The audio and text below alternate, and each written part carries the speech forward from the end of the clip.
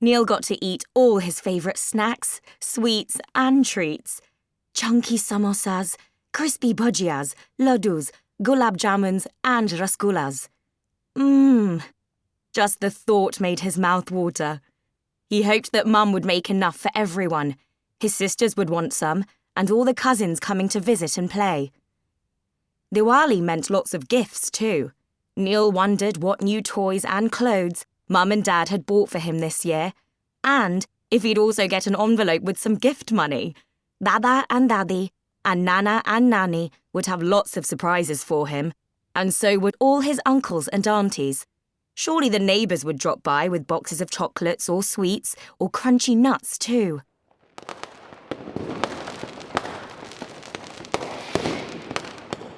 And then there were the fireworks. They made Diwali night so magical and dreamlike. The sound of the vacuum cleaner interrupted Neil's happy thoughts. He jumped up. Space bugs would be out soon. He dodged the piles of books and toys on the floor and ran downstairs. Mum was vacuuming the living room, and Dad was standing in the hallway with a long broom in his hands, twirling it round and round to gather the cobwebs on the ceiling. Anisha Didi, Neil's older sister, and Tarini, his younger sister, were up too, stacking some old toys, books, clothes and games in a box. "Good morning, Neil," Mum said cheerily. "Will you grab your breakfast? We ate ours early. And I hope you remembered that it's Dhanteras today. The house needs to be spick and span before we light the diyas and fairy lights and make our rangoli." Yes, Mum," Neil said, going to the kitchen. "I hope you will clean up your room too," Mum called. "And if there are any toys or books you no longer want, please add them to the box the girls are packing for the charity shop." "I'm here with my broom to help clean your room and drive the dust and spidey webs away with a zoom, zoom, zoom," Dad chirped, making Anisha Didi and Tarini giggle. Neil looked at the clock on the wall and swallowed. Mum and Dad always liked having the house neat and clean on Dhanteras. Mum, Dad," he said softly. "Can I clean my room a little later, please? There is a new episode of Space Bugs out today. I told Rohan I would go next door so we could watch it together. Is that okay?" Mum and Dad nodded without saying a word, but Anisha Didi glowered, and Neil knew that he had disappointed them.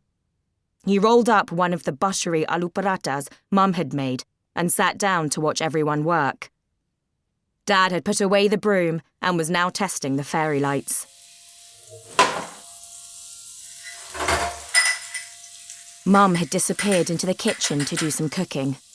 Anisha Didi was carefully running her finger along the side tables and vases to check for dust. And Tarini was trying to fluff up the sofa cushions, even though they were too heavy for her to pick up on her own. "Maybe I should stay home and help," Neil sighed. But then he remembered space bugs.